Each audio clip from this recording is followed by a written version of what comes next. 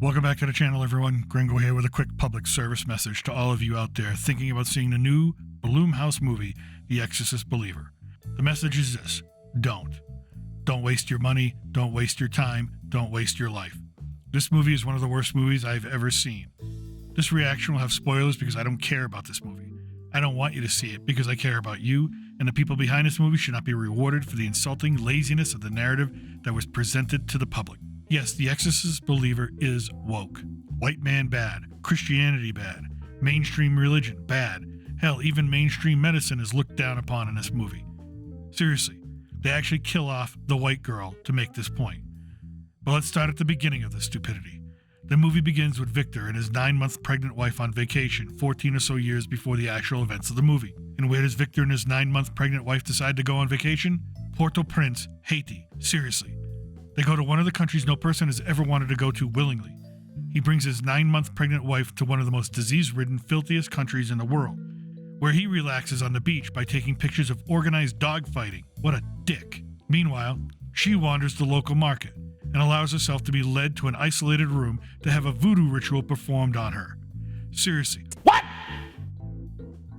What the fuck? During this ritual, she has smoke from an unknown substance blown in her face, strangers massage her bloated belly, and some sort of liquid is spat onto the bottom of her bare feet.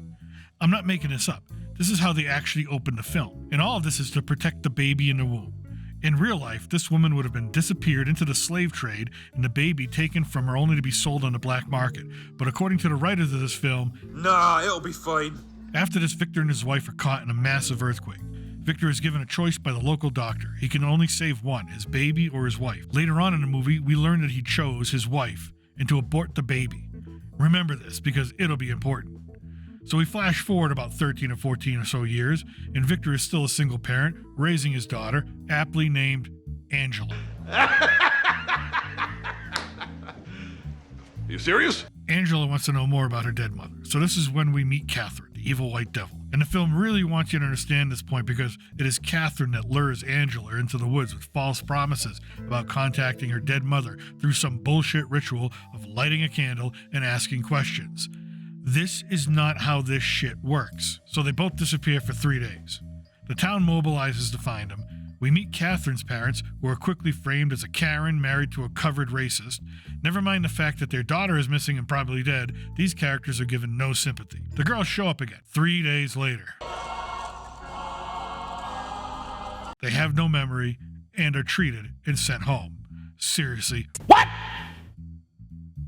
What the fuck? That is not how normal police procedures or medicine works. The investigation's only suspects are white homeless men who are painted in the most horrible of light. They are disgusting, dirty, and crude on every level. Of course they are. The girls begin to show signs of possession. The typical jump scares that are really not that scary happen.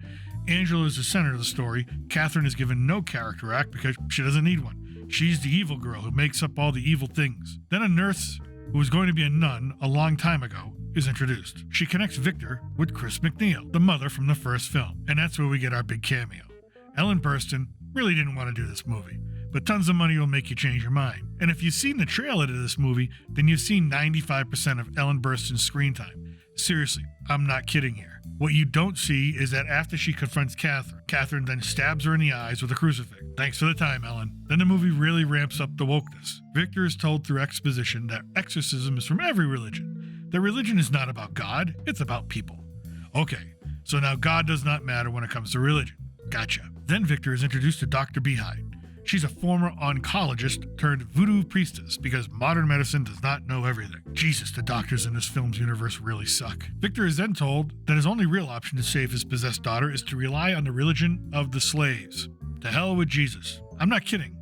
They actually said this. In the meantime, our nurse, Mary Xavier, is in contact with a young Latino Catholic priest who asks permissions from the church to do an exorcism because the Catholic Church has strict rules about this practice because they have a high regard for medical science, psychology, psychotherapy, and the general well-being of anyone suffering. But of course, the patriarchy, and I use that word because Mary Xavier uses that word in the actual film, denies this request because they believe that medicine and psychology need to be at the forefront of treating these two girls. And of course, all of these church leaders are old, white men. So the priest is out. Catholicism sucks. Instead, the almost a nun Mary Xavier says, fuck it, I'll do it myself. along with the voodoo priestess, a Protestant minister, and the parents. There are no doctors present, no church officials, no psychologists. No one is there in case things start to go wrong. Again, this is not how exorcisms work.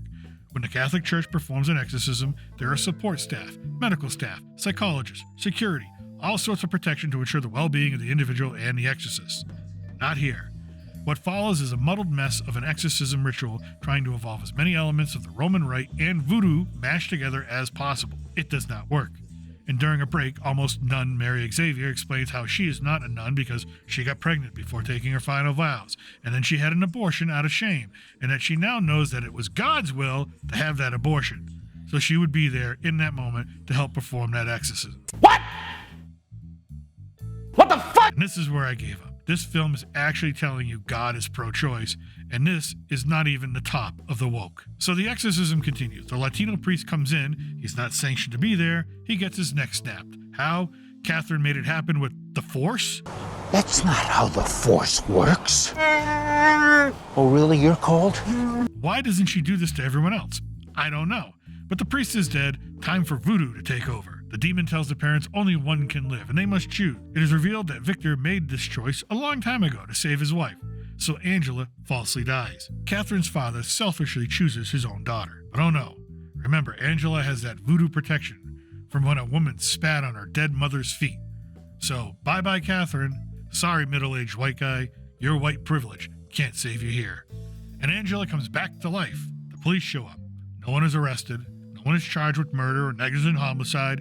There are 2 dead bodies, one being a young girl who was recently missing and in need of severe medical care.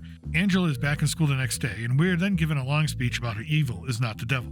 Evil is when we deny ourselves happiness by choosing what we want in life. Or some bullshit. At this point, I was only half listening. No, evil is evil. Hitler was evil. The Jews did not die on a massive scale because they did not choose happiness in their life. The message of this movie in the end is that we should all do what feels good in the moment and damn the consequences.